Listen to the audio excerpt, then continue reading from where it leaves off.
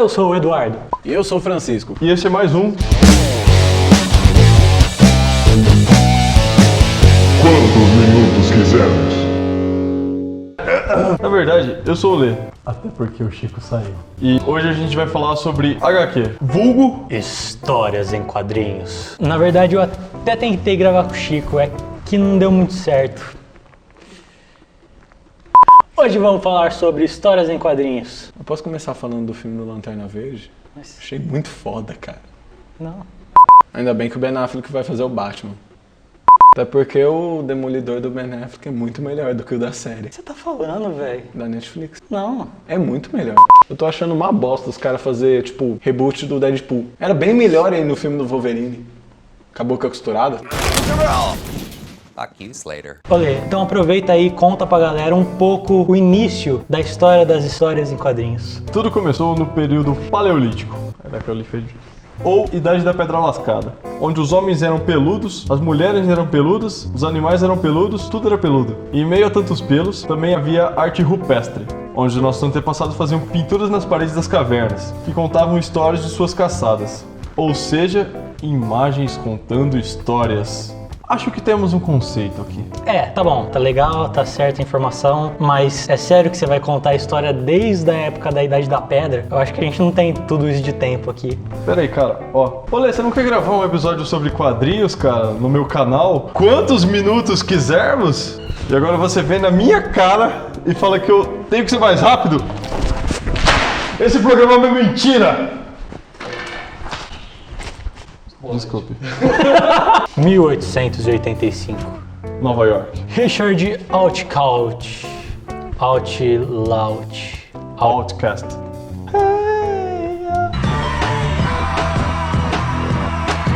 Richard, é considerado o homem que criou a primeira história em quadrinho, conhecida como Yellow Kid.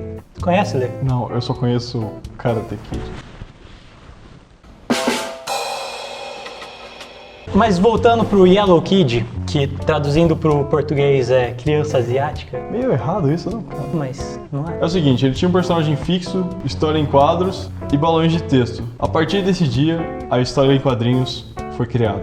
Esse quadrinho foi inicialmente publicado em um jornal de Nova York. Fez tanto sucesso que rolou uma treta entre os jornais da... Treta. Rolou uma treta entre os jornais... Treta. Que rolou uma briga entre os jornais da cidade pra decidir quem que ia colocar o Yellow Kid nas páginas dos jornais. Mas você deve estar pensando, quem é Yellow Kid? Ele é um super-herói? Ele vai entrar pros Vingadores? Não sei, talvez. Não, não vai. Na verdade, era um time de comédias de caráter social e político. Seria muito mais legal se ele fosse um super-herói.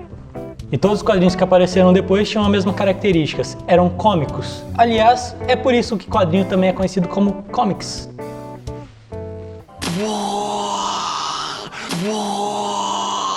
Mas agora vamos falar de coisa boa? Vamos falar de TechPix. Super-heróis. Ha!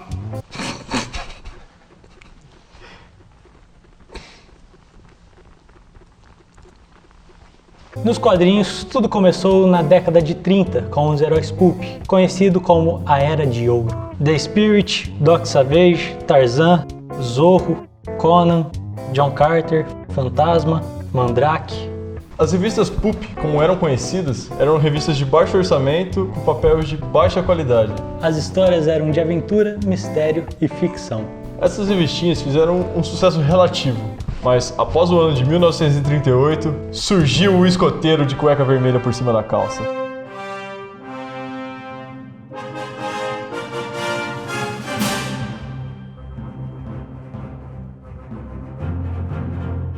Mas ele não usa mais cueca. É, mas ele demorou 70 anos pra isso. Antes tarde do que nunca.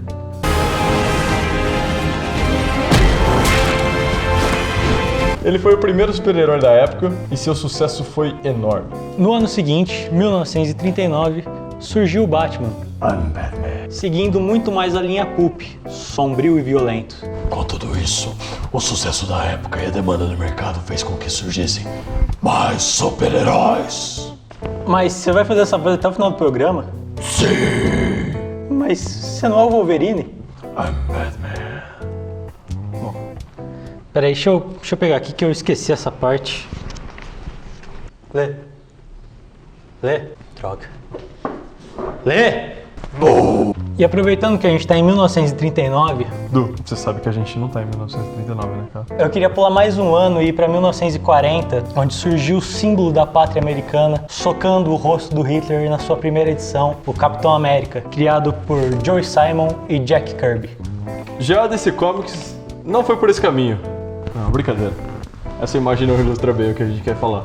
A DC, na mesma época, usou a Sociedade da Justiça para lutar contra o nazismo. Se você não se lembra, a Sociedade da Justiça é o que tem o Flash com a panela na cabeça e o Lanterna Verde, que não usava nada de roupa verde. E que é gay. Não, mas ele só é gay agora.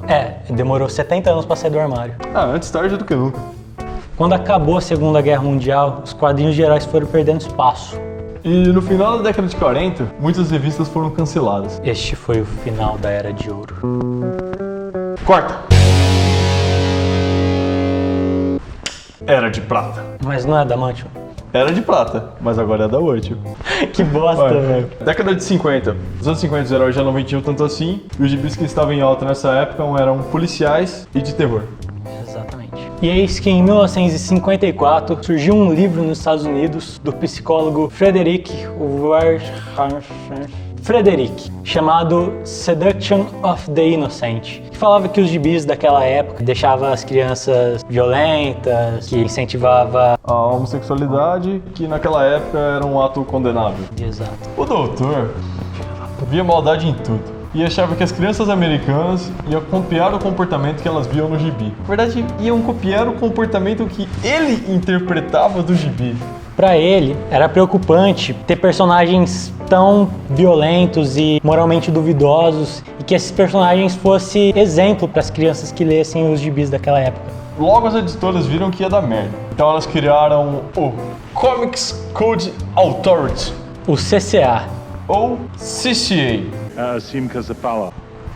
Mas você não era o Batman? Eu sou o Exterminador do Futuro. Ah, tá, agora você vai falar assim o programa inteiro. Sei. Eram códigos morais que deviam ser seguidos por todos os gibis da época. Vamos dar alguns exemplos aqui do CCA. É assim que você fala. Crimes nunca devem ser apresentados de modo a criar simpatia pelo criminoso, promover a desconfiança das forças da lei e justiça ou inspirar outros com o desejo de imitar o criminoso. Nenhum comic deve apresentar explicitamente detalhes e métodos de um crime. Cenas de violência excessiva devem ser proibidas. Nenhum comic deve usar a palavra horror ou terror em seu título. Todas as cenas de terror, derramamento de sangue excessivo, crimes sangrentos ou macabros, depravação, luxúria, sadismo, masoquismo não são permitidos. Inclusão de história lidando com o mal devem ser usadas ou publicadas apenas com a intenção de ilustrar uma lição de moral e em nenhuma hipótese o mal deve ser apresentado como atrativo ou ferir a sensibilidade do leitor. Cenas que lidam com ou instrumentos associados a mortos-vivos, tortura, vampirismo, canibalismo e licantropia são proibidos. Se persistirem os sintomas, o médico deverá ser consultado. É tipo assim, o Coringa dessa época seria totalmente proibido. There's plenty wrong with me. E agora a Era de Ferro ou Era Moderna. A gente ainda tá na Era de Prata. Desculpa, é que eu vim do futuro.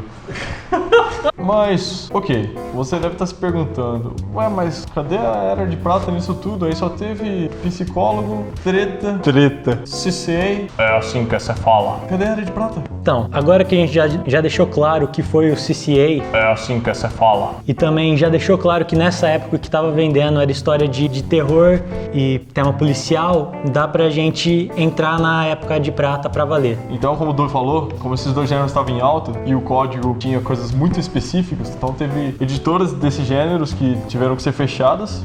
Isso forçou, né, as editoras a voltar a um outro gênero que tinha feito sucesso antigamente, que é Os super-heróis. Oh yeah! Bom, galera, esse é o fim da primeira parte. Esse vídeo vai ser dividido em duas partes, então a gente termina a primeira parte por aqui e nos vemos na segunda parte. Mas não era quantos minutos quisermos? Mas pra mim, eu quero parar o vídeo agora, eu quero que ele tenha esse tanto de minutos. Eu tô sem argumentos. Então, se você gostou dessa primeira parte do vídeo, comente, dê sugestões, fale o que você acha sobre o tempo. Dê um curtir, compartilhe, que você vai ser uma pessoa que é outra prateleira.